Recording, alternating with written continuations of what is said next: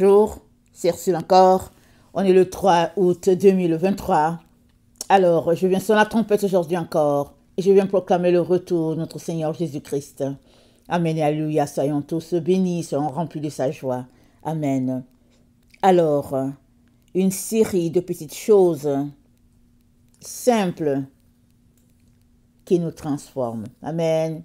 Des petites choses très très simples qui nous transforment au quotidien. Et je viens apporter un enseignement là-dessus. Amen. Afin d'aider toute personne qui veut bâtir sa relation avec le Seigneur Jésus. Amen. Dans Luc 16, le verset 10, il est dit: celui qui est fidèle dans les moindres choses l'est aussi dans les grandes. Et celui qui est injuste dans les moindres choses l'est aussi dans les grandes. Si donc vous n'avez pas été fidèle dans les richesses injustes, qui vous confiera les véritables? Et si vous n'avez pas été fidèle dans ce qui est à autrui, qui vous donnera ce qui est à vous? Amen. C'est la parole de notre Seigneur Jésus. On peut s'arrêter et se poser plein de questions sur ce qu'il a dit, n'est-ce pas? On va entrer dans les détails là-dessus. Mais toujours est-il que, au verset 10, c'est dit: celui qui est fidèle dans les moindres choses l'est aussi dans les grandes. Pourquoi? Parce que c'est une affaire de principe. Amen. C'est une affaire de principe.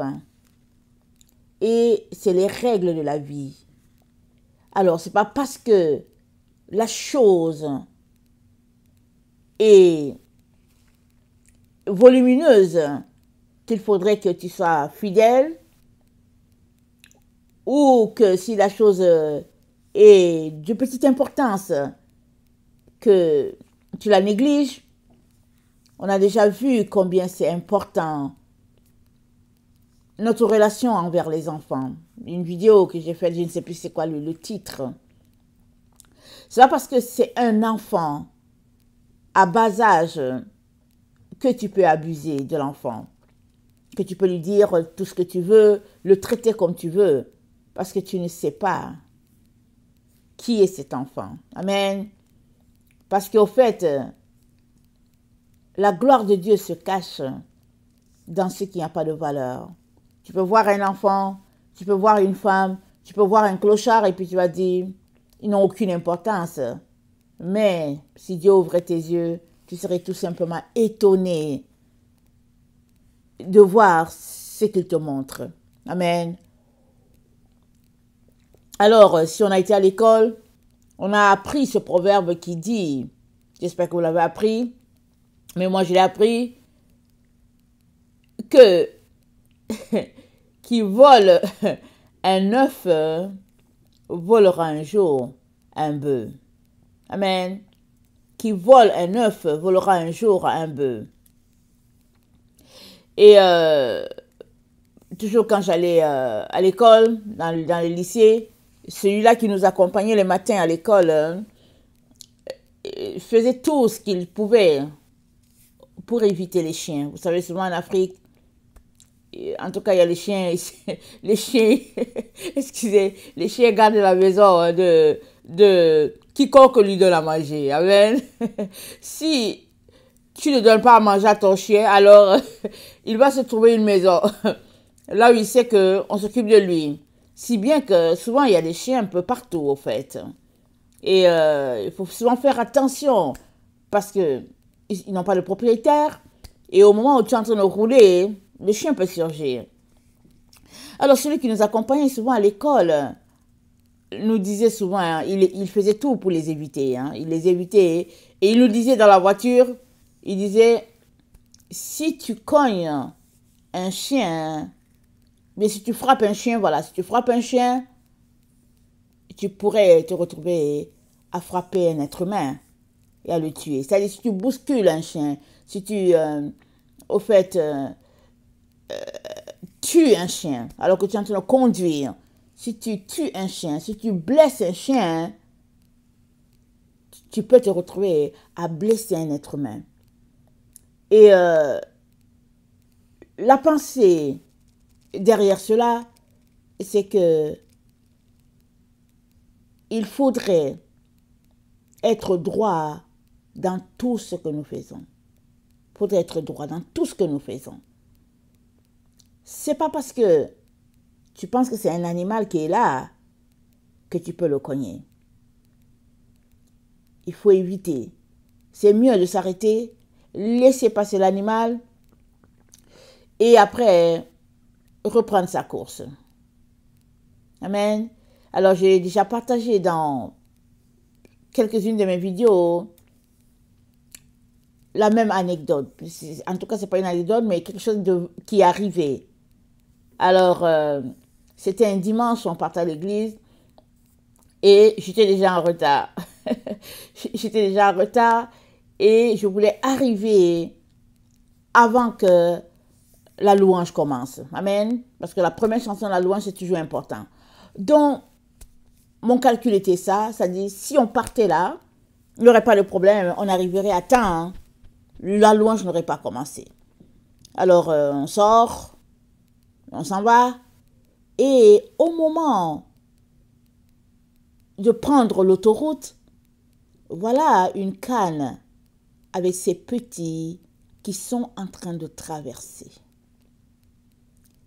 Alors, je pouvais faire une gymnastique pour l'éviter, ce qui pouvait être très risqué parce qu'on ne sait pas si un caneton allait vouloir se glisser, on ne sait pas. Et puis, vous savez, les cannes, quand elles marchent en reine. Regardez bien les cannes. J'avais quand même de l'espace que je pouvais un peu jongler. Mais j'ai décidé de m'arrêter, tout simplement. Je me suis arrêtée pour laisser la canne passer avec ses canetons. Et les voitures qui étaient en arrière de moi sont tous aussi arrêtées. Et même le feu a dû passer au rouge pour certaines voitures. Alors j'ai laissé passer la canne avec ses petits. On était contents de les voir passer. Et j'ai repris. J'ai embarqué sur l'autoroute et je suis partie. Amen. Et je ne sais plus si on était arrivé en retard ou pas, je ne me rappelle plus si on était arrivé en retard ou pas. Mais j'ai l'impression que peut-être oui. Mais toujours est-il que après cet épisode-là, le Seigneur m'a dit, est-ce que tu comprends pourquoi il ne faudrait pas manger du poulet? Parce que tu peux priver une maman de ses petits ou bien tu peux priver les petits de leur maman. Donc, j'avais déjà commencé à gérer mon alimentation. Amen. J'étais sérieuse dans mon alimentation. J'avais pris le livre d'Exode et de Lévitique. Et puis je disais, ok, je vais suivre ce qu'il y a là-dessus. Alors, donc, je faisais attention pour pouvoir vider le sang des différentes viandes que je mangeais. Et le Seigneur m'a dit, tu comprends pourquoi il ne faudrait pas manger du poulet? Alors, l'histoire du poulet est finie là ce jour-là. Amen. Mon histoire avec le poulet est finie là. Parce que c'était si beau de voir la mère avec ses petits. C'était quelque chose de très simple. Et c'est là que le Seigneur a choisi de me donner une leçon parce que je me suis arrêtée.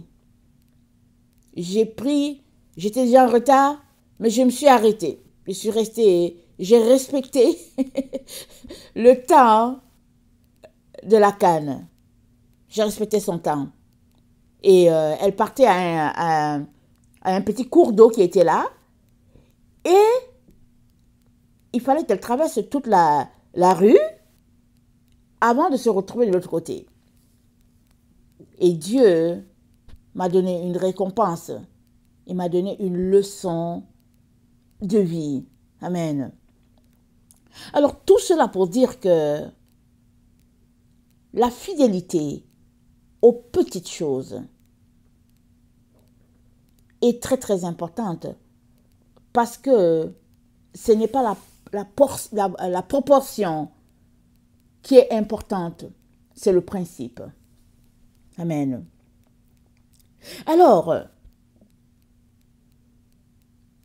ce que tu fais à l'intérieur de ta maison, entre les quatre murs, ne doit pas être différent de ce que tu fais dehors. Parce que la personne que tu es, c'est celle qui est à l'intérieur de la maison. Ce n'est pas celle qui est à l'extérieur. Souvent, les gens, ils essayent d'embellir les choses quand ils sont à l'extérieur. Ils sont une autre personne. Quand on les regarde, on dit « Waouh !» Mais venez les voir dans leur environnement. Deux personnes différentes. Une personne vraiment extraordinaire, joviale à l'extérieur avec les autres, mais dans sa maison, un monstre. Et tu t'arrêtes, tu te dis, mais qu'est-ce qui se passe? C'est à faire d'être fidèle dans les toutes petites choses. Sinon, on devient un menteur, on devient un séducteur, et puis les yeux de Dieu se promènent de par la terre pour voir ce qui se passe dans la vie des fils de l'homme. Il n'y a rien de caché devant Dieu. Et rien. Tout est su. Tout est connu. Tout ce que tu fais, Dieu voit tout. Il sait qui est qui. Il sait qui tu es. Alors, pourquoi cacher les choses ou bien présenter notre image? Pourquoi? Et l'enseignement sur les petites choses, c'est ça que je suis en train de vous donner. Ce sont ces petits principes-là, de vie, là, vraiment très simples. Parce que tu les fais, sachant que c'est Dieu qui te regarde. Les hommes, ils te voient aussi, et ils vont juste, comment dire ça? Ils vont témoigner de ce qu'ils voient. Amen. Ils vont témoigner de ce qu'ils voient. Alors, ils ne voient pas la personne qui est à l'intérieur. Ils voient la personne qui est à l'extérieur. Et c'est ça qu'ils voient. Maintenant, c'est Dieu qui te dira si la personne qui est à l'intérieur, c'est la même que celle qui est à l'extérieur. Et Dieu juge et le vase intérieur et le vase extérieur. Quand il y a un écart entre les deux, c'est l'hypocrisie. L'écart entre les deux, ce sont les ténèbres. Et Dieu n'aimerait pas qu'il y ait cet écart-là. Voilà pourquoi il nous dit, celui qui est fidèle dans les petites choses, l'est aussi dans les grandes. Et il aimerait que nous puissions être fidèles dans les toutes petites choses. Peu importe la chose, comment est sa petitesse, c'est important qu'on soit fidèle dans ces petites choses. Amen. Parce que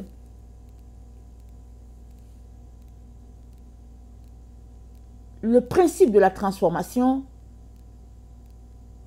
repose sur les actions que tu poses selon la lumière ou pas, ou les actions que tu poses de manière véridique ou pas. Alors, dans Matthieu 6, le verset 19, dans Matthieu 6, le verset 19,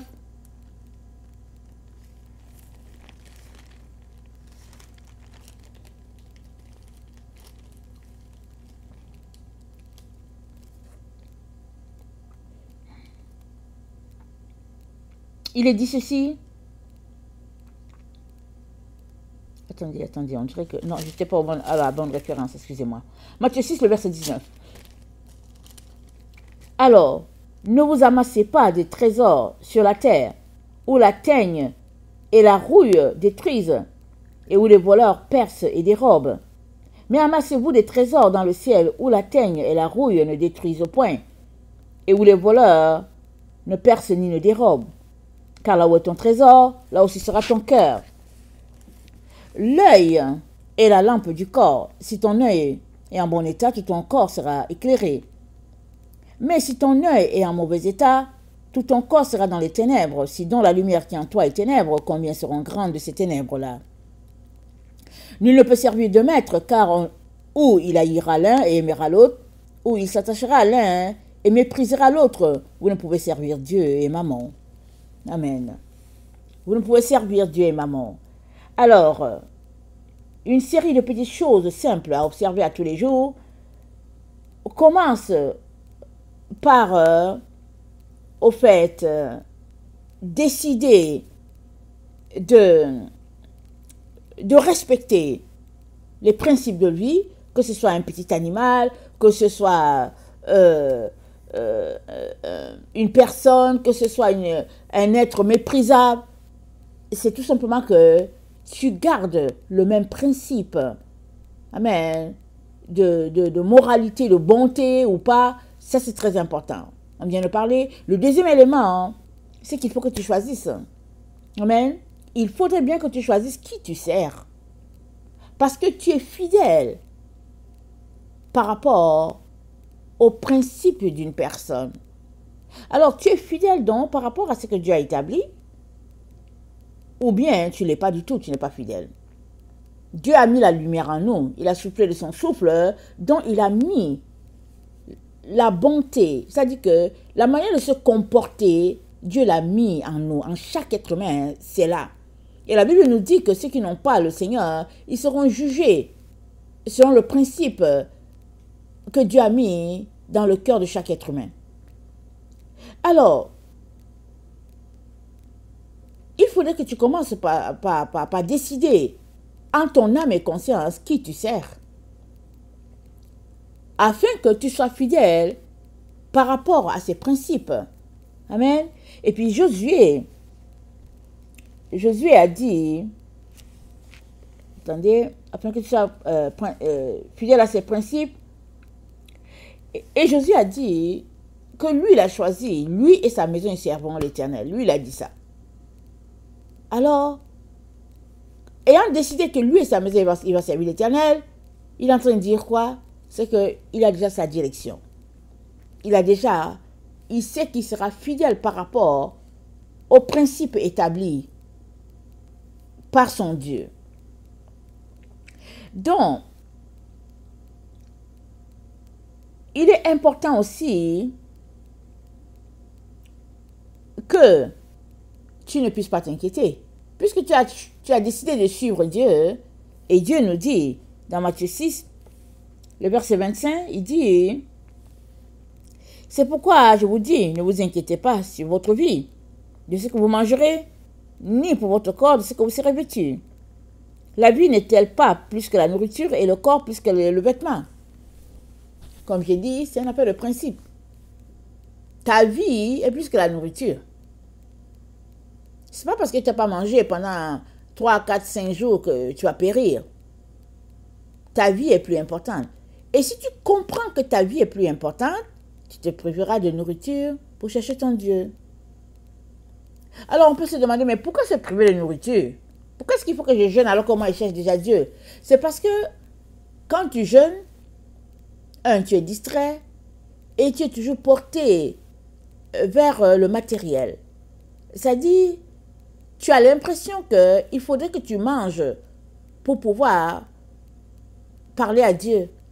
Parce que tu ne serais pas capable de parler à Dieu si ça fait 2-3 jours que tu n'as pas mangé. Mais ça, c'est l'ennemi qui est en train de te tromper. Tu peux rester plusieurs jours et trouver ta seule satisfaction en Dieu et en lui seul. Autre élément par rapport au fait de se priver de nourriture, ce n'est pas tant pour ton corps, pour la beauté de ton corps, ou bien pour purifier ton système. Ce n'est pas pour ça. Il y a des gens qui disent qu'ils jeûnent, mais ils jeûnent pour purifier leur système. Ce n'est pas de ça. Le jeûne, ce n'est pas ça. Le jeûne, c'est que tu as décidé de te rapprocher de Dieu et puis de clouer la chair. Et tu viens vers Dieu pour lui dire qu'il est ta satisfaction. Alors que tu passes du temps avec lui, alors que tes intestins font du bruit, alors qu'ils ont besoin de nourriture, toi tu es concentré sur Dieu et il voit la souffrance de ton corps, mais il voit surtout son enfant qui veut s'approcher de lui et il te bénit en ce sens-là. Et l'autre élément, c'est que les esprits, si on peut le dire, les esprits que tu exposes, ils s'en vont puisqu'il n'y a pas de nourriture. Suppose que tu as un problème avec les jeux vidéo, exemple. Tu as un problème avec les jeux vidéo, et puis tu es pris là-dedans. Tu pries, tu dis Seigneur, délivre-moi, mais tu es toujours là-dedans. Tu n'arrives pas, alors tu dis ok Seigneur, je vais prendre 2-3 jours sans jeux vidéo, mais aussi sans nourriture afin que tu m'aides. Alors tu passes le temps dans la prière, dans la lecture de la parole, dans l'intercession, les supplications et tout. Mais les démons là qui te poussent à jouer là, mais ils vont partir. Tu vas les affaiblir parce qu'ils sont forts en toi, parce que tu leur donnes à manger. C'est pourquoi ils sont forts en toi. Parce que ça dit quoi? Ce sont des démons, c'est-à-dire des esprits qui au fait qui errent. Et ils cherchent toujours un endroit où habiter. Ben, ils vont venir habiter chez quelqu'un qui fait leur affaire. Mais maintenant, si tu dis que ce corps-là, maintenant, il est saint, il appartient à Dieu, ils vont partir, ils ne vont pas rester. Ils vont partir. Et le quatrième élément que je peux souligner, c'est que alors que tu les affaiblis, amen, tu peux facilement les dompter. Alors que tu les affaiblis, tu vas te rendre compte que, mais voyons, pourquoi est-ce que j'avais la difficulté à m'abstenir de jouer? Tu vas dire, mais voyons, ça fait 2-3 jours que je n'ai pas joué et puis je suis bien. Mais pourquoi est-ce que je joue souvent? Et tu as décidé de ne plus jouer. Et ça, c'est pourquoi? C'est parce que Dieu t'a accordé cette grâce-là de répondre à tes prières parce que tu t'es privé. Amen. Tu t'es privé de nourriture, tu t'es privé de jeux parce que tu l'aimes tellement que la priorité, c'est pour lui. Amen. Et vous pourrez lire Matthieu 6, le verset 25 jusqu'à 34. Et le verset 34, Jésus-Christ dit, ne vous inquiétez donc pas du lendemain, car le lendemain aura soin de lui-même. Chaque jour suffit sa peine à chaque jour. Ta peine pour aujourd'hui, elle est suffisante. Amen. Elle est suffisante pour aujourd'hui. Prends-la, la journée d'aujourd'hui t'appartient. Celle d'hier, elle est passée, laisse-la aller. Elle n'est plus là. Elle est passée. Le 2 août est passé. On est le 3 août. Demain, c'est le 4. Ça ne t'appartient pas non plus.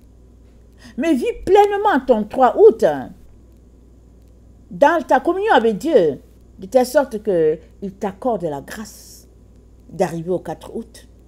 Amen. C'est comme ça qu'il faudrait vivre à tous les jours. Amen. Alors, combien de temps passes-tu à chercher Dieu? Amen. Combien de temps passes-tu à chercher Dieu? On vient de parler de jeunes. Il y a des personnes qui sont au Seigneur depuis. Elles ont dit que Seigneur, nous voulons te suivre. Elles lui ont donné leur vie. 20 ans, 30 ans, 40, 50. Elles n'ont jamais jeûné pour leur Seigneur. Ça dit, quand je dis pour le Seigneur, c'est que, je pense que je le dis mal, c'est pas pour le Seigneur qu'on jeûne. On jeûne pour nous, afin de nous rapprocher du Seigneur. Amen. Voilà, c'est ça qui est bien dit. Alors, il y a des personnes qui ont donné leur vie au Seigneur, mais qui n'ont jamais donné, ne serait-ce que 24 heures de toute leur existence. 24 heures, ils n'ont jamais donné à Jésus pour dire, Jésus, je veux passer le temps avec toi. Ils n'ont jamais fait ça. Je ris parce que le premier jeûne, c'est difficile. Amen. C'est difficile. Parce qu'on est habitué à manger, on mange tout le temps. Surtout si on vit en Occident, on mange tout le temps. Tout le temps, tout le temps. Et après, il faut la collation. Et après la collation, il faut la nourriture. Et après la nourriture, on est tout le temps en train de manger. Mais on doit apprendre à avoir la bouche fermée. Amen. On doit apprendre. Autant on apprend à manger tout le temps, autant on apprend à ne pas manger tout le temps. Amen. Je me suis rendu compte à un moment donné que je mangeais tout le temps. Mais par le passé, ce n'était pas comme ça. Par le passé, je pouvais manger juste 2 repas. Et après, je me suis rendu compte que j'étais toujours en train de manger, toujours en train de grignoter. Et quand je me suis rendu compte de cela, j'ai dit, ok, il faudrait que je prenne un temps pour enlever cette mauvaise habitude-là qui s'est installée, je ne sais pas quand et comment. Amen. Je ne sais pas quand et comment ça s'est installé, mais ça s'est installé. C'était un moment, il fallait tout simplement que j'ai une petite collation quelque part et tout, et puis voilà. Et par la grâce de Dieu, le Seigneur m'a aidé. Amen. Il m'a aidé à régler certaines choses. Et je ne peux pas dire que j'ai atteint le niveau que je voulais, parce que j'aimerais atteindre le niveau que j'avais. Amen. À manger 2 repas et puis boire de l'eau. C'est ça que j'aimerais. Mais je n'ai pas encore atteint cela. Mais par la grâce de Dieu, je suis capable de rester longtemps sans dire, ah, il me faut une petite collation. Amen. Tout cela pour vous dire que les habitudes s'acquièrent et puis s'installent. Amen. Ça s'acquiert, ça s'installe. Et on a besoin de faire quelque chose pour sortir de là. Il est donc important qu'on se mette à chercher Dieu. Alors que tu le cherches, amen, il a dit quoi? Je me laisserai trouver. Et il a aussi dit dans Actes que Dieu a voulu que les gens le trouvent en tâtonnant. Donc ce n'est pas toi seul qui est dans cette entreprise de chercher Dieu, c'est tout un chacun. C'est tout le monde. Il n'y a personne qui va venir pour dire, ben moi je ne l'ai même pas cherché et puis je l'ai trouvé. Tu entendras les gens dire, je ne l'ai pas cherché, il s'est révélé à moi. Amen. Ça arrive. Amen. Ça arrive qu'il y a des gens, hein, Jésus-Christ se révèle à eux comme ça. Mais il faudrait qu'ils le cherchent.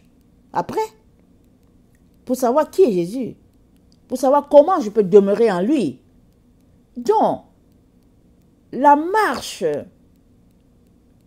de l'enfant de Dieu, c'est une marche quotidienne de se débarrasser des lourdeurs de la chair pour revêtir la légèreté de l'esprit. C'est ça, tous les jours. Et ce n'est pas un fardeau. Ça devient ton habitude, ta façon d'être. Parce que l'habitude, c'est une seconde nature. Mais ça se développe. Ça commence par, comme je dis, de choisir avec qui tu veux être. Et après, maintenant, de te séparer, de te dépouiller. Et alors que tu es à l'école de te séparer, de te dépouiller, tu marches selon les principes qui sont déjà établis au niveau de la société. Ils sont établis, il y a des principes qui sont là. C'est-à-dire, quand je dis la société, je dis la nature. La nature veut tout simplement que tu ne te lèves pas là pour dire, ok, tu vois un oiseau dans ton jardin, et puis tu dis, ok, je vais le tuer. Ça ne va pas. Amen. Ça ne va pas. Pourquoi est-ce que tu vas tuer le moineau? Alors, le principe de vie veut que tu sois content que le moineau soit là. Le principe de vie veut que tu loues le Seigneur pour le moineau. Mais pas que tu dises, ok, je vais le tuer. Alors, donc, dans cette observance de petites choses, tu finis par bâtir ton caractère. Amen. Hein? Et tu finis par asseoir les principes de lumière. Ils ne sont pas juste dans la Bible, les principes de lumière. Les principes de lumière sont partout. Dieu est dans la nature, Dieu est dans les animaux, Dieu est partout. Tu peux voir Dieu partout parce que c'est lui qui a tout créé. Il a tout créé. Alors, il peut te donner une leçon de vie à tous les jours. Juste que tu es en train de regarder un papillon et Dieu te donne une leçon de vie là. Le secret, c'est de ne pas s'arrêter en disant, ok, Dieu m'a donné une leçon de vie alors que je regardais le papillon, alors Dieu me parle seulement par les papillons. Et tu es pris finalement dans une boîte. Non. Dieu t'a parlé aujourd'hui alors que tu regardais le papillon voler et demain il te parlera autrement. Et tu ne vas pas forcément déterminer la façon, la manière par laquelle il va choisir de te parler. Par contre, tu dois le chercher. Amen. Tu dois le chercher et c'est en tâtonnant. C'est dit dans Acte 17, c'est Paul qui parle, le verset 26, il dit, il a fait que tous les hommes, sortis d'un seul sang, habitassent sur toute la surface de la terre, ayant déterminé la durée des temps et les bornes de leur demeure.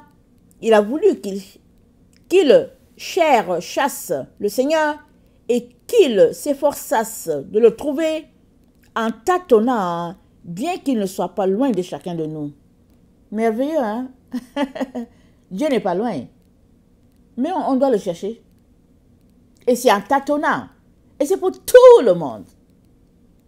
Alors jamais tu ne vas venir dire, oh tu as fait la combine, Seigneur, et puis tu n'as pas, tu n'as pas fixé les mêmes règles pour telle personne que pour moi. Non, c'est écrit. Dieu a voulu que tous les hommes puissent le trouver en tâtonnant. Alors, tu dois te concentrer à chercher Dieu.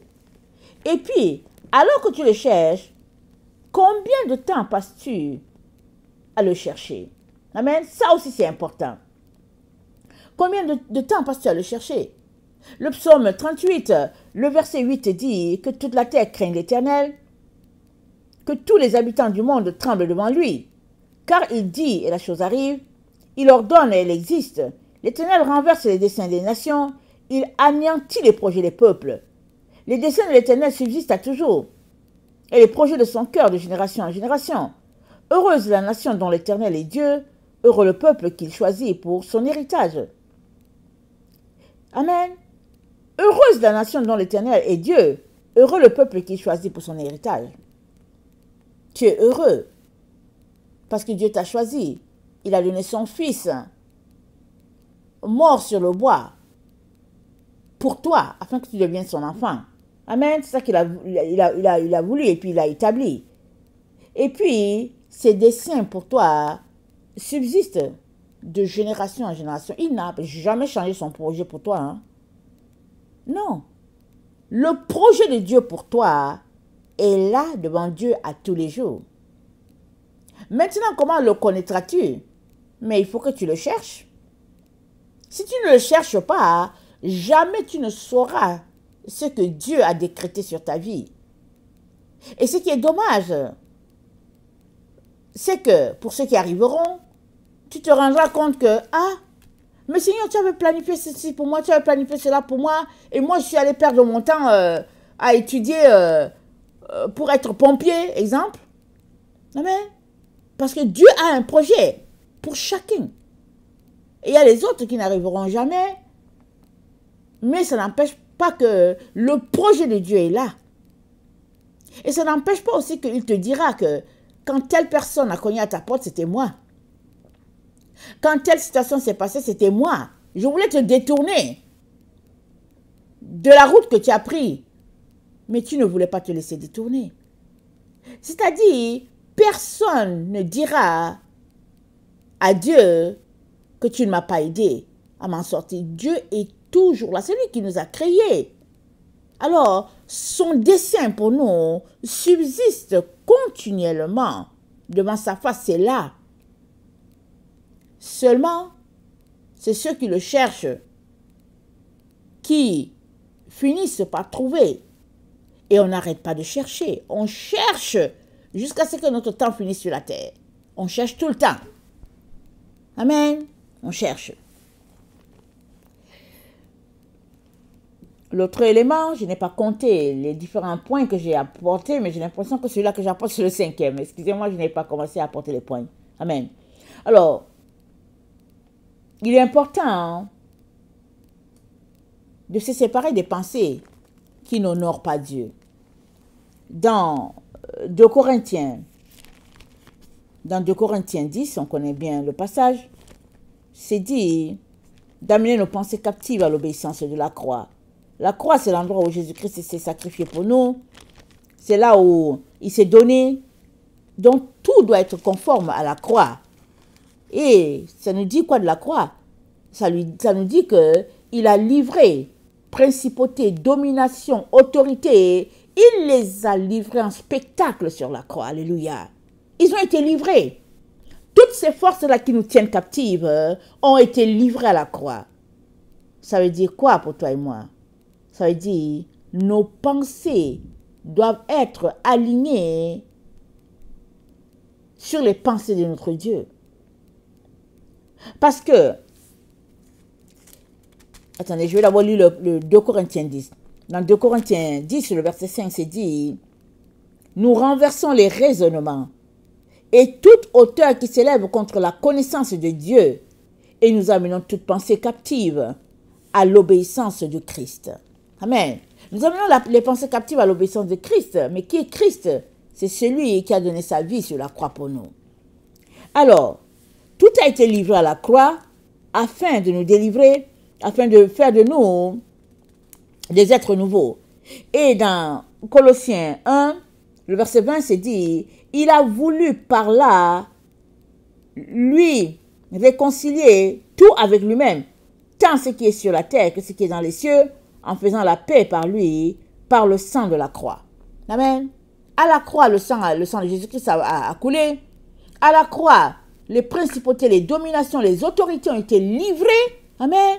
Parce qu'ils pensaient anéantir Jésus-Christ pour toujours, parce qu'il ne parlait que de vérité. Il répandait la lumière. Les autorités sont fâchées. Ils ont dit, ok, on va le tuer. Alors ils pensaient qu'ils se seraient débarrassés de Jésus. Mais la Bible nous dit, plus que jamais, il est sorti triomphant. Et il a cloué. Amen. Autorité, domination, et puis principauté. Et puis, il a vaincu. Il a écrasé la mort à tout jamais. Finalement, ils n'ont pas gagné. Eux qui voulaient en finir avec lui, maintenant, il était maintenant partout. Avant, il allait à des places publiques pour prêcher, pour enseigner, et il le voyait. Mais il n'était pas partout. Mais quand il est mort et ressuscité, il était désormais partout. Il pouvait entrer dans leur maison et puis tout. C'était ça, que sa gloire dépassait ce que les gens pouvaient imaginer. Et c'est ça que Jésus-Christ a fait. Pour toi et moi, on est donc appelés à laisser les pensées qui ne sont pas les siennes, afin que sa mort ne soit pas vaine pour nous. Amen. Pour nous. Parce que si Jésus-Christ a livré, exemple, la gourmandise à la croix, et que toi tu continues de t'adonner la gourmandise, ça veut dire que ce sacrifice ne te profite pas. Or, cela te profite. Alors, c'est à toi de raisonner pour dire que mais non, il est mort sur la croix, il a payé le prix pour ma gourmandise, il est hors de question que je continue d'être gourmand. Et à partir de là, tu sortiras de là. Si tu es sincère dans ta décision de sortir, tu sortiras de là immédiatement. Amen. Alors, quand on parle de petites choses, amen, je pense que c'est le point 6, quand on parle de petites choses, on parle de prière. On a tendance à négliger. Mais je vais vous dire, les prières qu'on a apprises quand on était petit, ce ne sont pas des prières à négliger. On ne peut pas les négliger. C'est ça qui nous maintient en relation avec Dieu et en relation avec ceux-là qui nous ont précédés. Vous savez que ceux qui sont morts dans le Seigneur ne sont pas morts. Ils ne sont pas morts. Voilà ce que l'apôtre Jean dit. L'ennemi nous a coupés de la vérité, de la lumière, et l'ennemi a coupé, il a mis un écart entre les gens, il a coupé les ponts, de telle sorte que telle génération avance, et puis il n'y a pas de pont pour la joindre à l'autre génération, et puis il n'y a pas de pont pour la joindre à l'autre génération. Mais ce n'est pas ça avec notre Seigneur Jésus. l'apôtre Jean dans son épître à 1 Jean, il dit, 1 Jean 1, il dit, 1 Jean 1, le verset 2, il dit, car la vie a été manifestée, et nous l'avons vue, et nous lui rendons témoignage, et nous vous annonçons la vie éternelle qui était auprès du Père, et qui nous a été manifestée.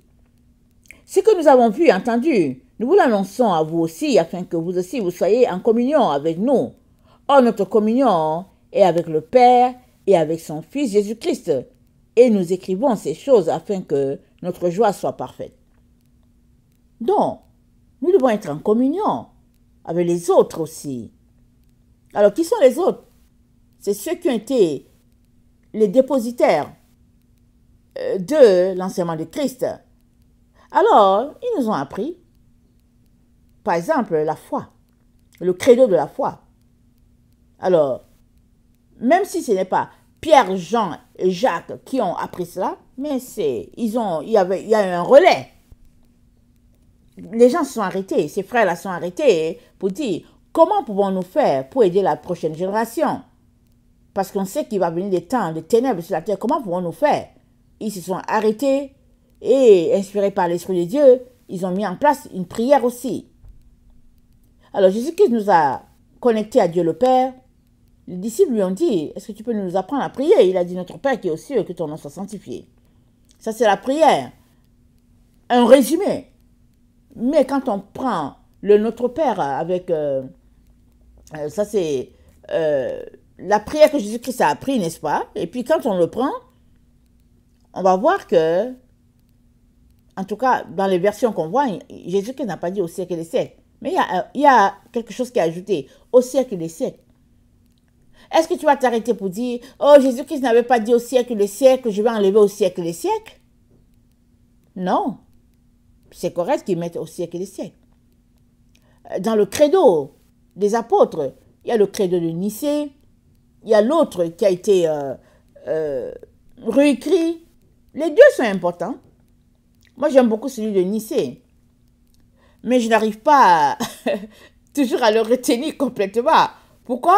Parce que quand j'étais petite, j'ai appris l'autre. J'ai appris, je crois en Dieu, le Père Tout-Puissant. Lui, je l'ai appris. Alors, c'est comme de l'eau que je bois. Et souvent, quand je veux faire le credo de Nicée, c'est l'autre qui me vient. Alors, je fais les deux. À tous les jours, je fais les deux. Alors, c'est pas grave. Peu importe le nombre de fois que je fais. C'est important. Le Notre Père, c'est important. Le credo des apôtres, c'est important. Le Je vous salue Marie, c'est important. Très, très important. Et toutes les autres prières qui, au fait, ont été apportées par les hommes de la foi qui ont marché avant. Amen. Maintenant, tu peux faire comme certaines personnes pour dire, je suis délivré de tout cela. Et ce serait dommage pour toi. Tu peux aussi dire, ok Seigneur, je veux te prier, je vais entrer en communion avec toi, avec ça. Ou bien tu peux dire que bon, moi je prends telle prière et puis l'autre je rejette. C'est aussi dommage pour toi. Amen. Et il est important de savoir que toutes ces prières ont été mises en place par notre Seigneur, par le Saint-Esprit, afin que nous puissions demeurer dans la lumière et rester en communion avec le Père, le Fils et le Saint-Esprit. Ça, c'est très important.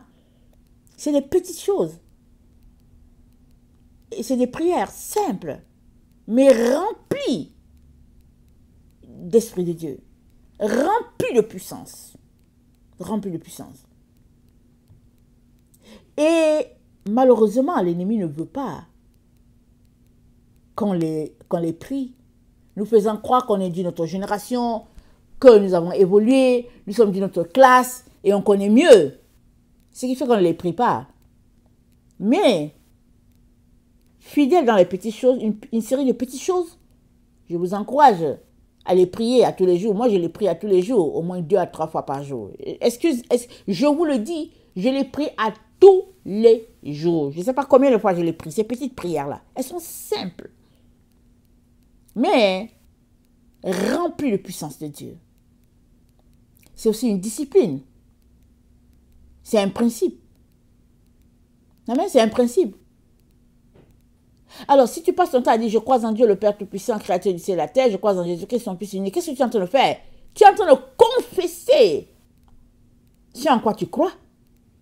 Alors, tu penses que les démons vont rester à côté, ils vont partir, ils vont dire, bon, voilà. On dit, voilà, il a encore commencé, elle a encore commencé. Ils vont partir, ils vont dégager ton espace. L'autre vérité qui est là, c'est que moi, j'ai grandi chez les protestants. Donc, il y a plein de choses. Chaque dénomination avec ses principes de religion ou quoi. Mais j'ai appris à prier, je vous salue Marie. Et comment je suis arrivée là? C'est le Seigneur qui a commencé à m'enseigner. Mais avant que j'arrive là, j'ai entendu tout ce que les protestants ont dit. Tout ce qu'ils ont dit, j'ai entendu. J'ai grandi là-dedans. Amen. J'ai grandi dedans. Mais le Seigneur est en train de m'enseigner. Alors je pourrais dire à Jésus, oh non, mais au nom de Jésus, Marie, voilà, je vous salue Marie, c'est pas de toi. Et puis je pouvais dire toutes sortes de choses que les gens disent. Qu'est-ce que je serais en train de faire? Je serais en train de répéter ce que j'ai entendu aussi. Mais au fait, j'ai tout simplement décidé que j'allais chercher Dieu. Amen. J'allais le chercher, c'est tout. Et un jour, je me suis mise à prier. Je vous salue Marie, en ajoutant à mes petites prières que je faisais. Et je priais, parce que je me suis dit, mais attendez, il y a quelque chose là. Et finalement, un jour, hors de nulle part, j'étais assise, le Seigneur me dit, tu fais bien. Tu fais bien de prier, je vous salue Marie. J'ai dit, ah, mais pourquoi est-ce qu'il ne m'avait pas dit ça depuis? Parce que je croyais autre chose. Amen. Je croyais autre chose alors. Il m'a laissé dans mes croyances. Et aussi, quand j'ai quitté mes parents et que je suis arrivée en Occident, les gens ne font pas, ils ne prient pas le Notre Père à tous les jours, ils ne prient pas le Je crois en Dieu à tous les jours. Alors petit à petit, je me suis mise aussi là-dedans. Et puis je ne les faisais plus, ces prières-là. Mais à un moment donné, j'ai trouvé tout simplement qu'il me manquait, c'est tout. J'ai repris, je les ai appris à mes enfants. J'ai dit, mais c'est la moindre des choses. Au fait, c'est la foi. C'est la foi chrétienne. Parce que la foi chrétienne, c'est quoi? Ce n'est pas le fait de dire que je suis sauvé, alléluia, amen. Je suis baptisé dans l'eau. Non, c'est pas ça la foi chrétienne. La foi chrétienne, c'est une série de choses que tu fais pour dire que tu appartiens à quelqu'un. Amen. Regardez les scouts. Ils sont tous pareils, d'un pays, c'est-à-dire du bout du monde. Quand ils disent qu'ils ont été scouts à tel, ils donnent le nom, ils savent tous faire les mêmes choses. Pourquoi? C'est ça qui fait qu'ils sont scouts. Amen. Toi, tu ne sais pas, tu les regardes, tu dis, mais qu'est-ce qui se passe? Mais attends, lui, il vient de tel pays, lui, il vient de tel autre. Comment se fait-il qu'ils font les mêmes choses? Mais c'est ça qui fait qu'ils sont des scouts. Amen. Alors, c'est la même chose. Si tu dis que tu es citoyen du ciel, et qu'il n'y a rien qui te lie à ceux-là qui t'ont précédé, les apôtres, il n'y a rien qui te lie aux prophètes d'antan, il n'y a rien qui te lie à Dieu le Père, ben, je ne sais pas comment tu es citoyen du ciel. Je ne sais pas comment. Amen. Parce que Jésus-Christ est venu établir une doctrine, mais ce n'est pas lui qui l'a envoyé à nouveau. Il l'avait déjà envoyé depuis le temps d'Enoch, quand il n'y avait personne encore qui avait, je veux dire, parmi les premiers hommes de foi, la Bible nous cite Enoch. Dieu avait déjà révélé les choses à Enoch. Enoch avait déjà écrit, il avait déjà enseigné à la génération future ce qu'il fallait. Mais ce qui arrive, c'est que l'ennemi vient, il met tout à terre. Il y a un prophète qui se lève, il réenseigne. L'ennemi vient, il met tout à terre. Il y a un prophète qui se lève, qui en renseigne. Et quand Jésus-Christ est venu, il a tout remis encore sur le plancher. Et quand les apôtres sont morts, ils ont encore tout enlevé pour nous enseigner toutes sortes de faussetés. Mais si tu te mets à chercher Dieu, Dieu va t'aider. Il va te révéler les choses. Alors, vous savez qu'en tant qu'enfant de Dieu, on passe par des moments souvent d'attaque, n'est-ce pas? Alors, le Seigneur le permet, n'est-ce pas, pour nous faire grandir, pour nous faire vivre des expériences, pour nous donner d'autres dons. Amen.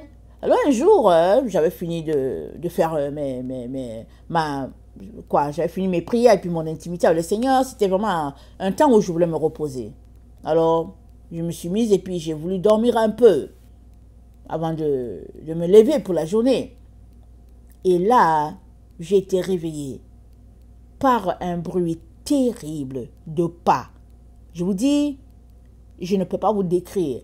C'était une armée qui venait contre moi. J'entendais juste les pas et c'était terrible. Alors, je venais juste de me coucher là. J'ai dit au Seigneur, mais qu'est-ce que c'est? Je me réveille en sursaut. Je ne sais même pas si ça faisait 30 minutes que je dormais. Je me réveille en sursaut. Je dis, Seigneur, c'est quoi? Il me dit, prie, je vous salue Marie. Mais il dit, je vous salue Marie. Il me dit ça. Il me dit, je vous salue Marie, prie.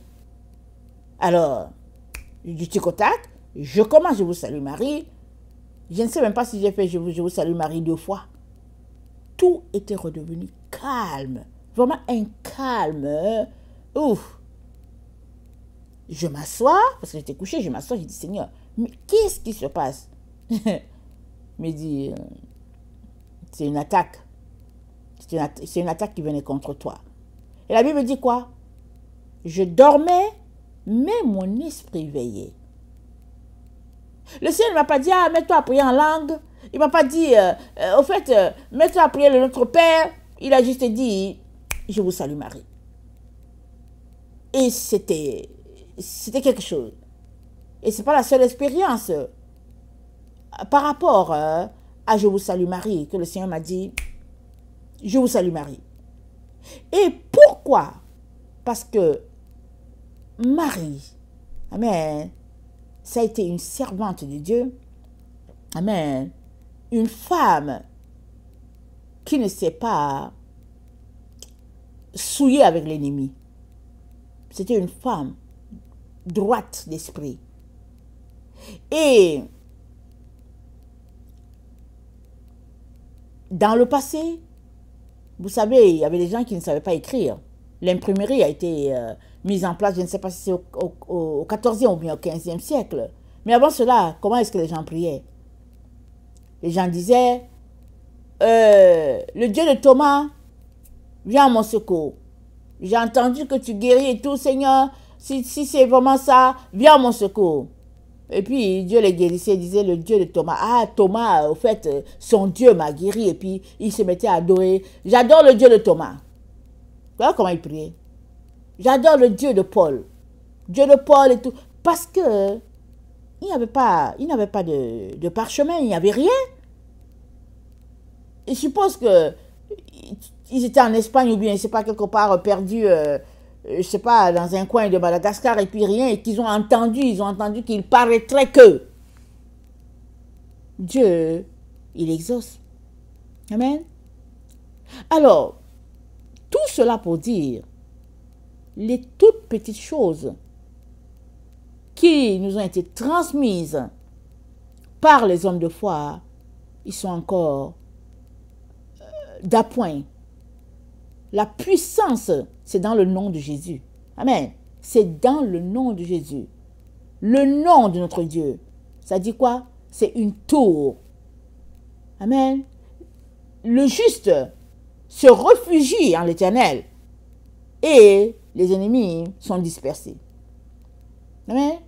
Et la Bible nous dit, l'ennemi, il vient par un chemin. Amen. Il vient par un. Quand il vient, tu as l'impression que c'est une seule personne qui est là, qui vient, qui t'attaque. Mais la Bible dit quoi? L'ennemi fuit par 1000 chemins. Ça veut dire quoi? Quand tu te mets à prier et que Dieu les terrasse, tu les vois tous. Tu vois que, hey, c'était pas une personne, ils sont combien? Ah, mais tiens, ils sont 10, ils sont 20, ils sont 40. C'est ça que Dieu est en train de dire. Ne néglige pas ces petites prières-là. Et sors de ta boîte. Sors de ta boîte. Les grâces sont données à quiconque le veut. Et ceux qui restent pris dans leur labyrinthe, dans leur sac, Dieu ne peut rien. Dieu ne peut rien. Tu peux rester toute ta vie pris dans ton sac, dans ton petit tiroir, et tu n'avances pas, et tu es là. Pourquoi? Parce que tu ne veux pas oser. C'est dit quoi? Dieu a voulu que les hommes le trouvassent en tâtonnant. Tu veux le chercher? Ben, c'est à tâtons. Tu ne veux pas tâtonner? Tu resteras dans ton petit tiroir.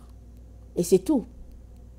Et malheureusement, quoi? Tu vas manquer beaucoup de puissance, beaucoup de grâce. Parce que tu es limité. Tu es limité. Et ce n'est pas Dieu qui t'a limité. Tu t'es limité. Souvent par orgueil, souvent par égoïsme, souvent par fierté. Parce que il y a cette ignorance-là qui n'est que fierté. Et la Bible dit quoi? Dieu résiste aux orgueilleux. Il fait grâce aux humbles. Il résiste aux orgueilleux, il fait grâce aux humbles. Alors, c'était des petits conseils en ce qui concerne les prières. Alors, je vous laisse aller regarder les différentes prières. Donc, voilà. Un enfant de Dieu a toujours une série de prières qu'il fait à tous les jours. La puissance se trouve dans la routine. Amen. Très important. Autre point. Je ne sais pas si c'est le 7e, peut-être, ou 8e, je ne sais plus. Excusez-moi de n'avoir pas noté les points. Sois intègre. Sois une personne intègre. Très, très important, l'intégrité. L'intégrité, c'est la droiture d'esprit. Ne sois pas une personne qui est mesquine. Ça ne va pas t'aider. Sois intègre. C'est une décision à prendre. Amen, l'intégrité. On peut grandir avec cela parce que les parents nous ont communiqué, mais on peut l'acquérir. Alors c'est ça. C'est pas parce que tu ne l'as pas eu à l'enfance que c'est fini pour toi. Tu peux l'acquérir à ton âge adulte. C'est question de décision. Dans Proverbe 23, le verset 15, il est dit, excusez-moi, mon fils, si ton cœur est sage, mon cœur à moi sera dans la joie. C'est Dieu qui parle. Amen. Il te parle à toi. Si ton cœur est sage, mon cœur à moi sera dans la joie. Mes entrailles seront émues d'allégresse quand tes lèvres diront ce qui est droit. Amen. Quand tes lèvres diront ce qui est droit, Dieu le Père sera content. Que ton cœur n'envie pas les pécheurs, mais qu'il ait toujours la crainte de l'Éternel. Car il est un avenir et ton espérance ne sera jamais anéantie. Alléluia. Écoute mon fils et sois sage. Dirige ton cœur dans la voie droite. Amen. Dirige ton cœur dans la voie droite. Très, très important.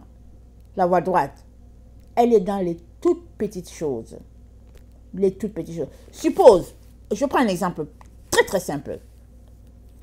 Suppose que tu es à la maison, que tu sois, peu importe, vous êtes à la maison, vous êtes nombreux. Alors, le comptoir a été laissé sale. Il y a le ketchup dessus, il y a la confiture, et puis, donc voilà. Et les gens sont partis. Tu es à la maison. Tu peux dire, oups, c'est sale. Ben, je vais attendre, ils vont revenir, ils vont nettoyer ça. Ils vont me comprendre. On va laisser ça comme ça. Ou bien tu peux dire, ah, c'est sale. Seigneur, voici une opportunité où je vais s'aimer une bénédiction. Je vais nettoyer. Et tu nettoies. Tout le monde revient. Mais qui a sali le comptoir? Oh, mais c'est elle, c'est elle. Ok, demain, je ne veux plus voir ça comme ça. Oh oui, on a compris. Demain, même chose. Ketchup, confiture et tout et tout. Alors tu peux dire, ok, je vais laisser ça. Ils vont me comprendre. Et tout. Mais tu peux aussi dire, ok, aujourd'hui encore, je vais nettoyer. Et puis, cette situation peut durer longtemps. Souvent, le Seigneur laisse ça comme ça pour voir. Qu'est-ce qui est bien? Est-ce que c'est dire, ok, je vais laisser le comptoir sale et puis, bon, voilà. Ou bien est-ce de devenir serviteur en disant, Seigneur, j'inculque la vérité et je prie que ça puisse changer. Et ça, c'est pas parce que je suis une mère que je le dis comme ça. Ça peut arriver entre frères et sœurs, ça peut arriver entre collègues, entre camarades, des gens qui partagent la même cuisine et puis ils sont dans un appartement, chacun a sa chambre. Mais vous savez que quand on vit en groupe, il y a toujours un qui sera le serviteur des autres. Parce qu'il y en a toujours qui seront mesquins, qui vont se glisser par-ci, par-là. Alors, vas-tu suivre leur mesquinerie ou bien vas-tu tout simplement dire, Seigneur, tu sais quoi, je veux juste te servir et puis c'est tout. Et tu trouveras ta joie là-dedans pour dire, Seigneur, change-les. Ça n'a pas d'allure, change-les. Alors que tu te mets dans cette attitude-là, tu as embrassé le chemin de la droiture. Dieu va-t-il te bénir? Oh oui, il va te bénir. Il va te bénir et pas à peu près. Mais si tu restes là pour garder les choses dans ton cœur, pour dire que ouais, mais lui, il pense que quoi? Que si sa servante, elle croit que quoi? Tu n'iras pas loin, hein? Tu n'iras pas loin. Parce que c'est ton caractère que Dieu est en train de travailler en premier. Amen. C'est ton caractère qu'il travaille en premier. Pourquoi? Parce que tu veux changer. Alors, il a trouvé l'occasion pour que tu changes. Parce que les choses ne vont pas toujours aller selon ce que toi tu penses qu'elles devraient être.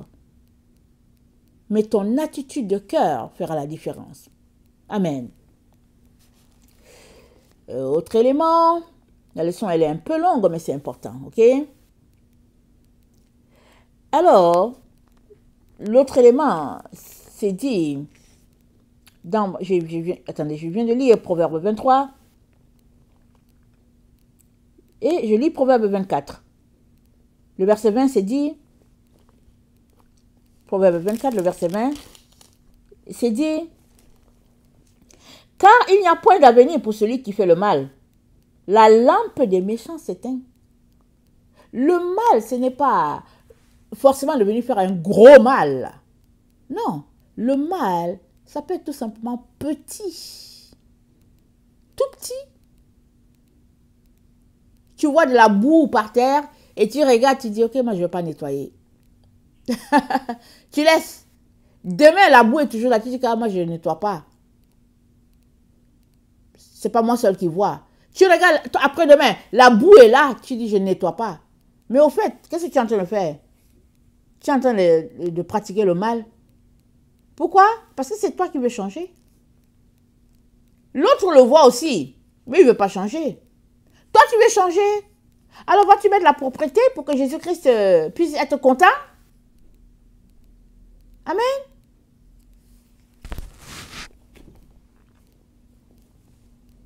C'est ça l'intégrité.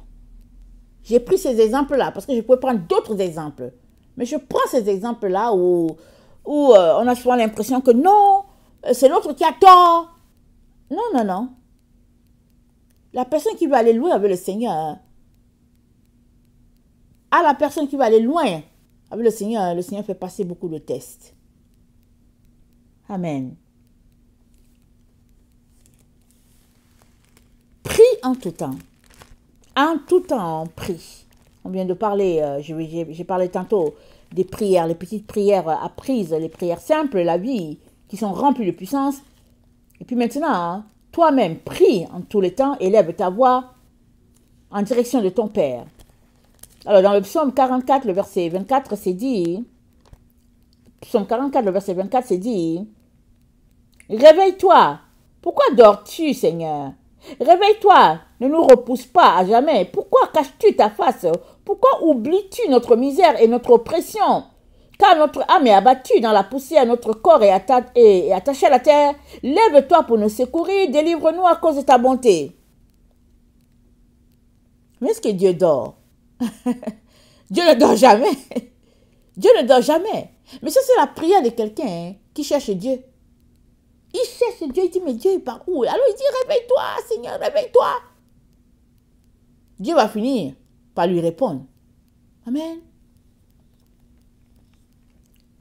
Le psaume 79, le verset 8. Psaume 79, le verset 8. Ne te souviens plus de nos iniquités passées, que tes compassions viennent en hâte au-devant de nous, car nous sommes bien malheureux. Secours-nous, Dieu de notre salut, pour la gloire de ton nom. Délivre-nous et pardonne nos péchés à cause de ton nom. Amen. Pardonne nos péchés à cause de ton nom. Pourquoi les nations diraient-elles, où est leur Dieu? Qu'on sache en notre présence parmi les nations que tu venges le sang de tes serviteurs, le sang répandu. Que les gémissements des captifs parviennent jusqu'à toi. Par ton bras puissant, sauve ceux qui vont périr. C'est la prière de quelqu'un qui est en détresse, qui a besoin d'aide, qui appelle Dieu, qui prie tout le temps. 1 Thessaloniciens 4, verset 17. 1 Thessaloniciens 4, le verset 17. Ça dit ceci.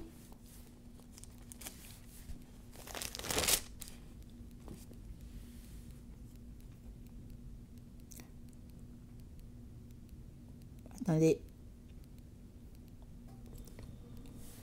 Je n'ai pas donné la bonne référence. Excusez-moi. 1 Thessaloniciens 5, le verset 15. Prenez garde que personne ne rende à autrui le mal pour le mal, mais poursuivez toujours le bien, soit entre vous, soit envers tous. Soyez toujours joyeux, priez sans cesse. Soyez toujours joyeux, priez sans cesse. Tu peux t'arrêter pour dire, ouais, ceci m'est arrivé, et puis ils m'ont fait cela, et puis elle m'a fait ceci, et puis bon, voilà. Mais c'est pas ça que le texte dit. Il dit, prenez garde que personne ne rende à autrui le mal pour le mal. Ça, c'est le groupe de gens qui ont appris par Moïse que œil pour œil, dent pour dent. Amen. Alors, Paul prend soin de dire, prenez garde. Ne va pas frapper l'autre parce qu'il t'a frappé. N'insulte pas l'autre parce qu'il t'a insulté. Ne fais pas du tort à l'autre parce qu'il te crée tous les problèmes du monde. Pardonne-lui. Et passe ton temps à prier. La vengeance appartient à Dieu. La rétribution aussi. Toi, prie. Amen.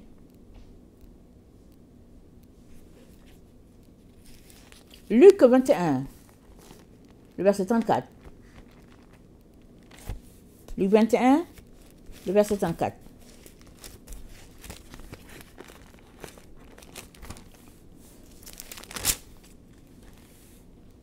Prenez garde à vous-même, de crainte que vos cœurs ne s'appesantissent par les excès du manger, du boire, par les soucis de la vie, et que ce jour ne vienne sur vous à l'improviste. Car il viendra comme un filet sur tous ceux qui habitent sur la face de toute la terre. Veillez donc et priez en tout temps, afin que vous ayez la force d'échapper à toutes ces choses qui arriveront, et de paraître debout devant le Fils de l'homme. Veillez, priez en tout temps. Amen.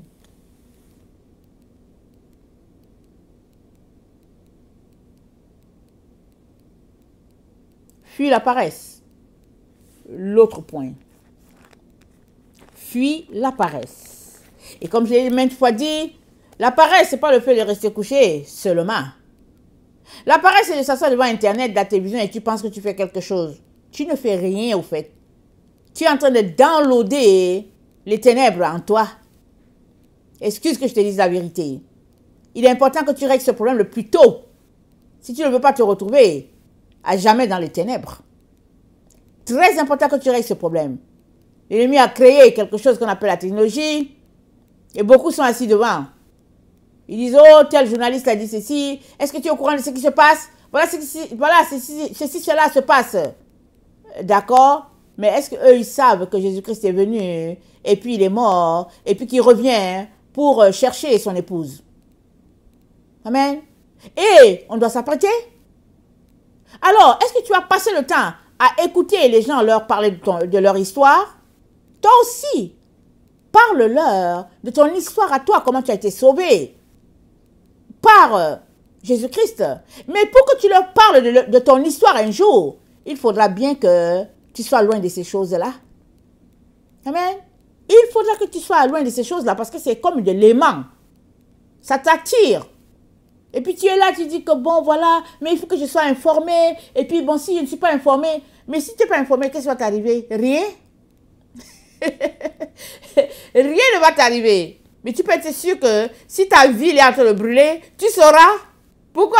Tu vas voir les gens en train de courir. Et puis, Jésus-Christ va te dire. Parce que tu passes le temps avec lui, il va te dire, il y a le feu qui arrive dans la ville aujourd'hui. Amen. Il t'aura évité beaucoup de problèmes.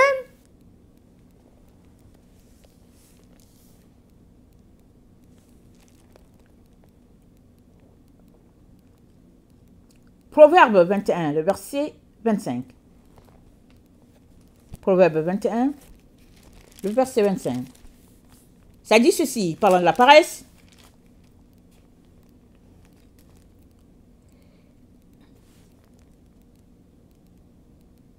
Les désirs du paresseux le tuent parce que ses mains refusent de travailler. Tous les jours, il éprouve des désirs, mais le juste donne sans parcimonie. C'est bizarre que le paresseux a été mis en opposition avec le juste. Le juste donne. Qu'est-ce qui se passe souvent? Les gens vont dire, non, je ne donne pas parce qu'au fait, je ne sais pas ce qu'il va faire avec mon argent. Je ne sais pas ce qu'il va faire avec le pain que je vais lui donner. Mais c'est toi qui n'as pas compris. À partir du moment où tu lui donnes, ce n'est plus ton argent, ce n'est plus ton pain. Et puis, donne, tu verras s'il jette ou pas. Ça ne te regarde plus. Excusez-moi de rire. Ça ne te regarde plus. Mais pourquoi est-ce que tu veux savoir ce qu'il fait avec l'argent que tu lui donnes? Parce que tu as un esprit de contrôle. Tu veux contrôler la vie. Tu veux gérer sa vie. Mais donne. Commence par donner. Et tu verras ce que Dieu fera. De ce que tu es en train de donner. Peut-être qu'alors que tu donnes, Dieu veut juste que tu sois délivré de l'argent. Que tu sois délivré de certaines choses. Et il sait que ce monsieur-là qui prend, il ne fait rien avec, mais ça ne change rien. Lui, il veut te changer, notre Dieu. Mais si alors que tu donnes, tu continues de poursuivre la personne pour voir quelle piste elle a prise, pour savoir qu'est-ce qu'elle a fait avec l'argent, avec le pain, je vais te dire, tu vas rester longtemps à suivre la personne. Au lieu de suivre Dieu, tu vas suivre la personne. Tu ne seras pas sorti de tes liens. Amen. Il faudrait apprendre à sortir de ses vices tout en ne pas contrôlant ce qui sort. Jésus-Christ a dit quoi? Que la main gauche ne sache pas ce que fait la main droite. Il l'a dit.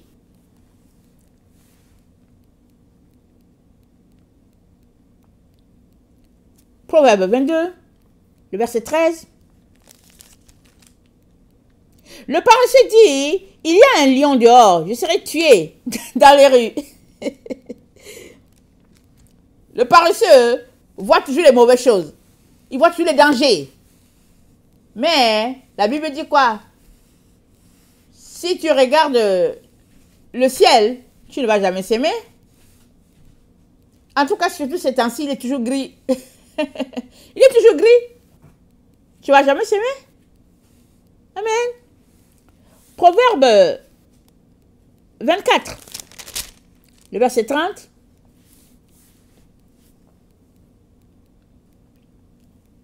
Proverbe 24, le verset 30. J'ai passé près du champ d'un paresseux et près de la vigne d'un homme dépourvu de sens. Et voici, les épines y croissaient partout. Les ronces en couvraient la face et le mur de pierre était écroulé. Je regardais attentivement et j'ai tiré instruction de ce que j'ai vu. Un peu de sommeil, un peu d'assoupissement, un peu croiser les mains pour dormir, et la pauvreté te surprendra comme un rôdeur, et la disette comme un homme en armes. Amen. C'est quoi la pauvreté? Amen. Si ton cœur est dirigé vers l'argent, la pauvreté pour toi, c'est l'argent.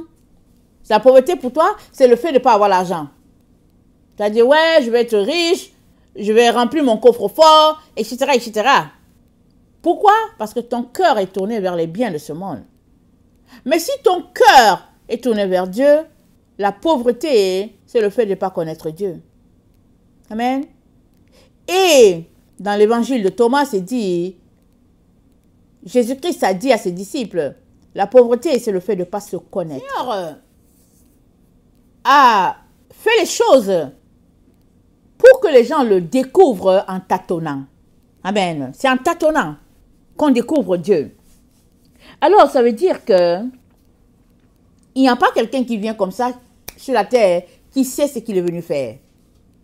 C'est en tâtonnant que la personne dit, ah ok. Et le Seigneur révèle petit à petit ce qu'il veut que tu fasses.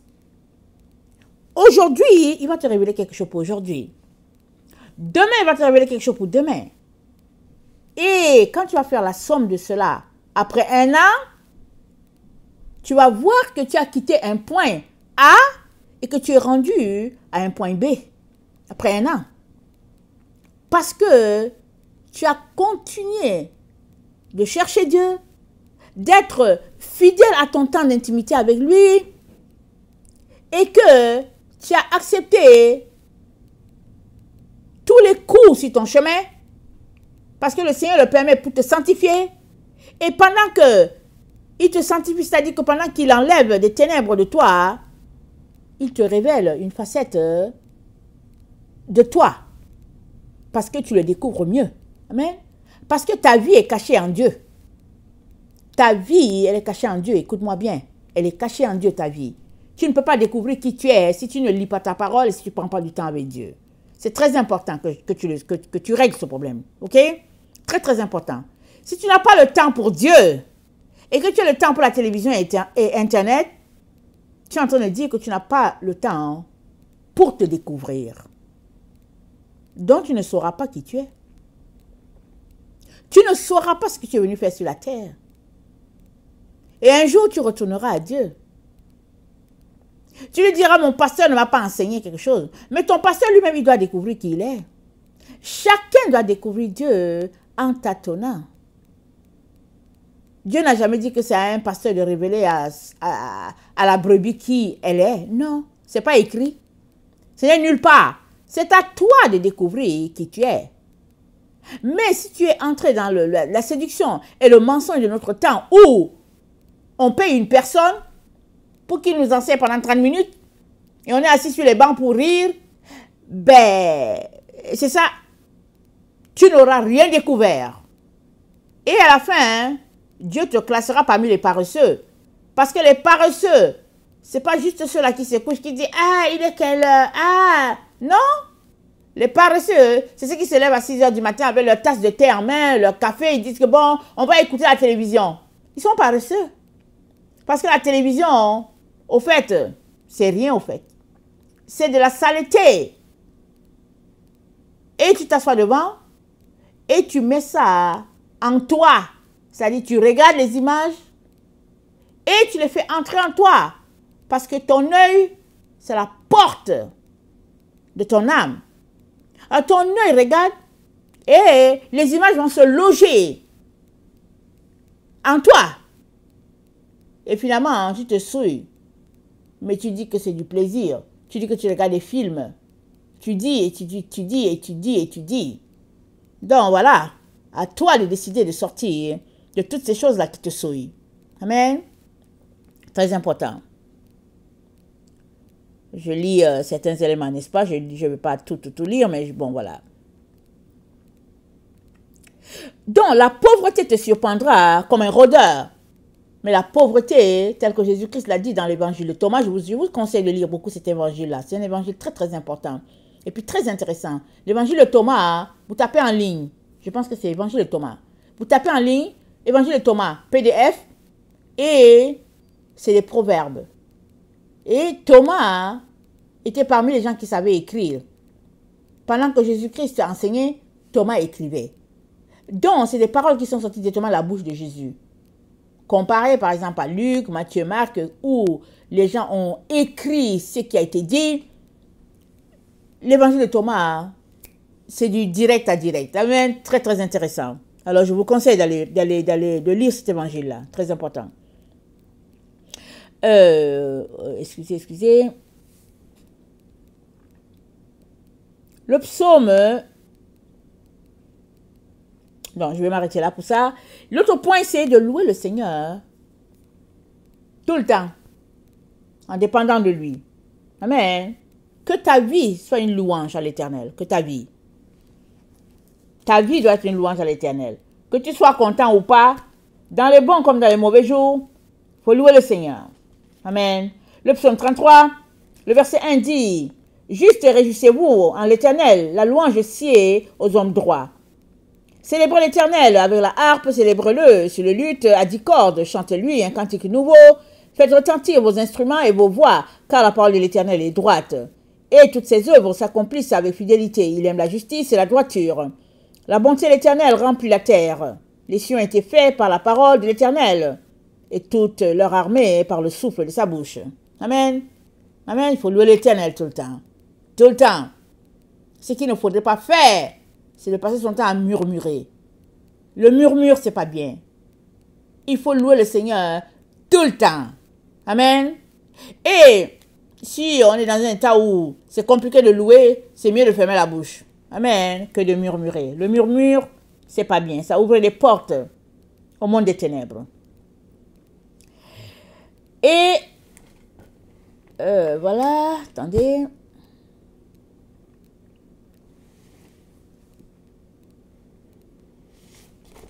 L'autre élément qui est très important que je m'aimerais mentionner, que la lumière soit ton guide. Amen. L'autre élément que je mentionne, c'est que la lumière soit ton guide. Et dans Proverbe 21, le verset 4, Proverbe 21, le verset 4, c'est dit, « Des regards hautains et un cœur s'enfle. » Pardon, des regards hautains et un cœur qui s'enfle, cette lampe des méchants, ce n'est que péché.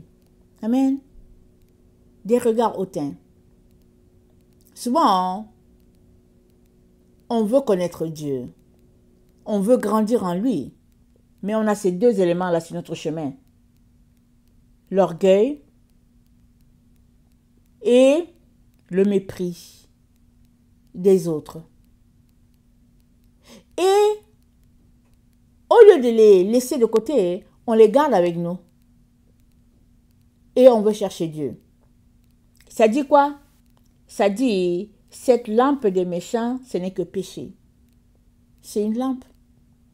C'est une lumière, l'orgueil. Le mépris, c'est une lumière. Mais une mauvaise lumière. Jésus-Christ a dit quoi? Si la lumière qui est en toi est ténèbres, grandes sont tes ténèbres. Quelle est la lumière qui est en toi? La fierté? Mais qu'est-ce qui est en toi que tu prends pour quelque chose de bien, hein, alors que c'est là pour t'assommer, pour te tuer? C'est un gouffre pour ton âme. C'est à toi de chercher. Il y a des gens, c'est juste le cellulaire. C'est le cellulaire, ils marchent partout dans leur cellulaire. Ils disent non, mais ils ont le cellulaire. C'est à toi de voir. Quelle est cette chose ou cette personne que tu appelles lumière, mais qui en fait n'est que ténèbres?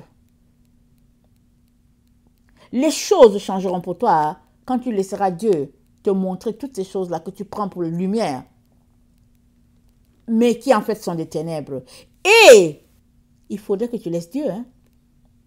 Parce que quand tu l'appelles, quand il vient, il commence à te montrer ces choses-là. Mais si tu les aimes tellement, tu ne veux pas qu'il touche, ben il va te laisser.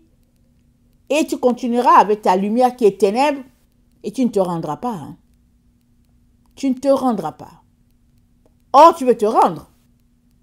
Alors, décide de faire le ménage. Décide de faire le ménage. Amen. Veille sur ta bouche. Amen. Veille sur ta bouche. C'est l'avant-dernier point. Veille sur ta bouche. Proverbe 21. Le verset 23. Veille sur ta bouche. Proverbe 21, le verset 23. Ça dit, « Celui qui veille sur sa bouche et sur sa langue préserve son âme des angoisses. » Amen. Tu préserves ton âme des angoisses. Pourquoi? Parce que la Bible dit, celui qui pêche, celui qui parle beaucoup ne manque pas de péché. C'est ça que la Bible dit. Et au Proverbe 22, le verset 18, c'est dit, « Car il est bon que tu les gardes au-dedans de toi, et qu'elles soient toutes présentes sur tes lèvres, afin que ta confiance repose en l'Éternel. » Au verset 17, excusez-moi, « Prête l'oreille et écoute les paroles des sages, car il est bon que tu les gardes au-dedans de toi. » Alors, c'est dit, fais attention à ta langue. Mais si tu passes ton temps à écouter les paroles de sagesse, ce qui sortira de ta langue, ça sera quelque chose de bon, quelque chose d'agréable. Amen. Voilà ce qui est bon pour toi. Proverbe 22, verset 17. Prête l'oreille et écoute les paroles des sages. Applique ton cœur à ma science, car il est bon que tu les gardes au-dedans de toi et qu'elles soient toutes présentes sur tes lèvres, afin que ta confiance repose sur l'Éternel. Je veux t'instruire aujourd'hui. Oui, toi. Dieu veut t'instruire. Toi, le veux-tu? Amen. Et le dernier point.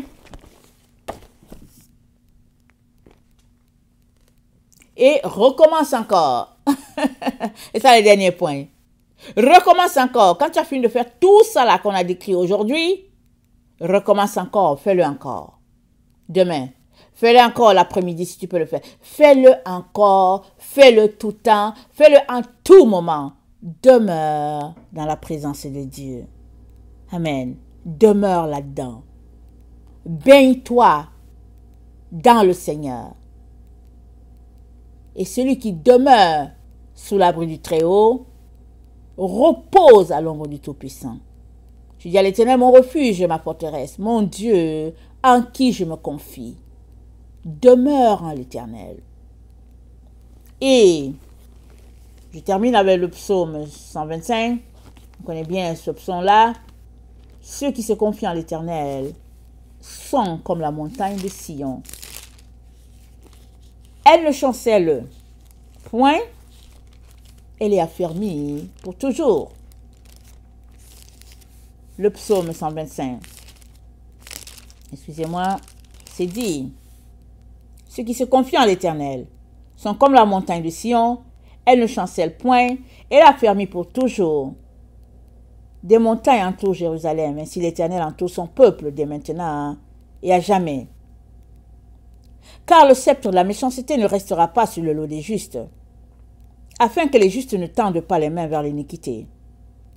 Éternel, répands tes bienfaits sur les bons et sur ceux dont le cœur est droit. Amen, on va s'arrêter là.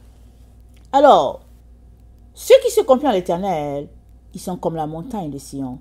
Une montagne affermie, une montagne qui reflète la gloire de Dieu. Amen. Et ils sont protégés de l'Éternel, si bien que Dieu éloigne le mal. Amen. Et il les garde en lui.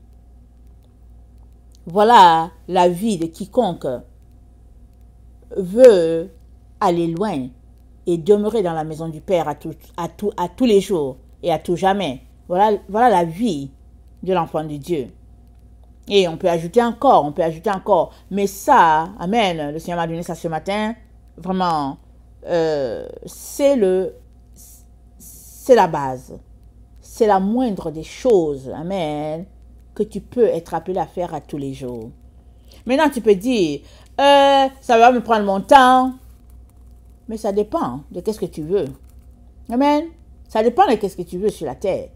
Veux-tu bâtir ta relation avec Dieu le Père et passer ton éternité avec lui? Ou bien veux-tu juste venir quelques 5 minutes pour savoir c'est Jésus vient à quelle heure? Je ne sais pas ce que tu veux. Et pour finir, c'est le bonus que je te donne. L'enlèvement est un mensonge. Donc si tu attends que quelqu'un va venir t'enlever pour t'amener, tu attends en vain. Parce que c'est l'ivré qui sera ôté de la terre et Dieu va laisser la bonne plante pousser et il en sera fait de la terre comme au ciel. Le millénium, c'est sur la terre, c'est pas au ciel. Donc, si tu attends que Jésus-Christ vienne t'enlever, alors tu attends en vain, c'est toi qui seras ôté de la terre. Tu seras évacué. Et comme tu ne t'es pas préparé, tu vas aller en enfer. Voilà pourquoi c'est important, plus que pressant pour toi, de régler la question de ton éternité, mon frère et ma soeur. Très pressant. Très pressant. Aujourd'hui, il faut que je termine, je vous laisse avec ça. J'étais dans la présence de Dieu et je parlais à Jésus, je lui disais comment je l'aime et tout. Vous savez ce qu'il m'a dit? Il m'a dit, tu m'aimes? Il dit alors, va enseigner mes enfants. Enseigne mon peuple.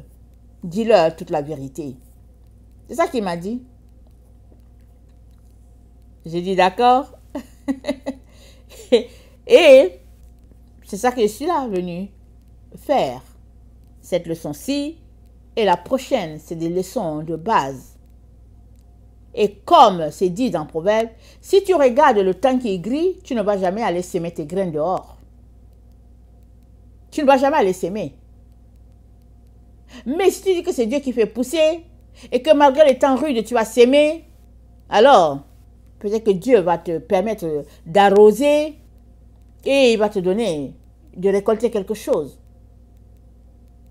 Parce qu'il est important de te reposer en Dieu. Il est important de te lever, faire quelque chose pour que ta vie change.